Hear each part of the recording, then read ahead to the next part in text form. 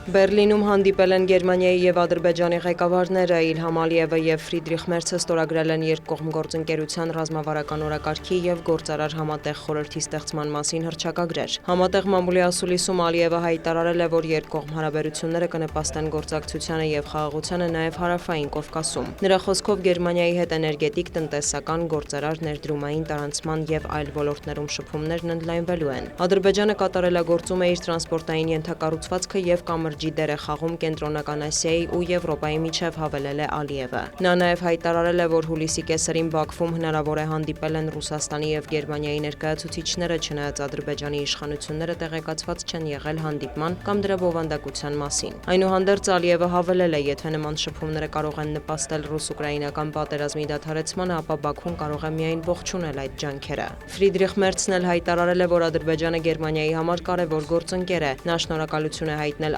Ալիևին Ռուսաստանից գազի մատակարարման դադարեցման պայմաններում ադրբեջանական գազի արտահանումն ավելացնելու համար։ Գերմանիայի կանցլերը կարևորել է խաղաղությունը, անվտանգությունը ու կայունությունը Հարավային Կովկասում։ Նրա խոսքով Բերլինը և Բրյուսելը շահագրգռված են, որպեսզի աշխարհաքաղաքական այդ կարևոր տարածաշրջանը կայունանա։ Մերցը նաև բարձր է գնահատել Հայաստան-Ադրբեջան խաղաղության պայմանագրի նախաստորագրումը, շեշտել՝ դա պատմական հնարավորություն է հակամարտությունը վերջնականապես կարգավորելու համար։ Հարավային Կովկասն ավելի կարևոր է դառնում որպես Եվրոպան Ասիային կապող օղակ։ Տարածաշրջանի կայունությունը նաև նոր հնարավորություններ է բացում մեր երկրների միջև տնտեսական գործակցության ընդլայնման համար, ընդգծել է կանցլերը։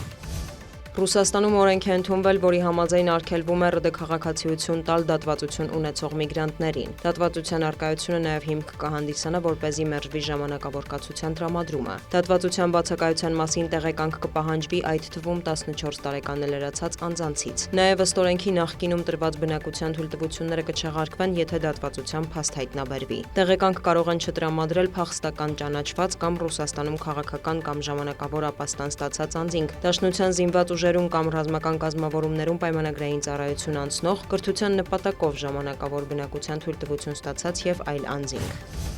Ռուսական ուժերը հարվածել են Սումիին, վնասվել են քաղաքացիական և բնակելի օբյեկտներ, հաղորդվում է վիրավորների մասին, զոհեր և վիրավորներ կան Զապորոժիեում։ Գիշերվա ընթացքում ռուսական ուժերն Ուկրաինայի ուղղությամբ արձակել են ընդհանուր առմամբ շուրջ 60 ԱԹՍ։ Ուկրաինական կողմն էլ հարվածել է Դաշնության տարածքին, ԶԼՄ-ների տվյալով տարբեր բնակավայրերում հրդեհներ են բռնկվել, գրանցվել են էլեկտրաէներգիայի և ջրամատակարարման խափանումներ։ Լիպեցկում վնասվել են ջերմաէլեկտրակայան և մետալուրգիական կոմբինատ։ Բելգորոդի մարզում կան մի քանի տասնյակ զոհեր և վիրավորներ։ Ռուսաստանի փոխվարչապետ Ալեքսանդր Նովակն անդրադարձել է ուկրաինական հարվածների հետևանքով Դաշնությունում առաջացած էներգետիկ խնդիրներին։ Տարբեր շրջաններում արդեն վերացվում են վառելիքի վաճառքի սահմանափակումները, գործող բենզալցակայանների թիվն աճում է, իսկ հերթերը կրճատվում, պարզաբանել է պաշտոնյան։ Նրա խոսքով արդյունավետ են եղել նավթամթերքի արտահանման արգելքը, համապատասխան ներմուծումները, արտադրության ծավալները մեծացնելը և այլ միջոցառումներ։ Միևնույն ժամանակ Նովակը չի հերքել, որոշ շրջաններում իրավիճակը շարունակում է լարված մնալ։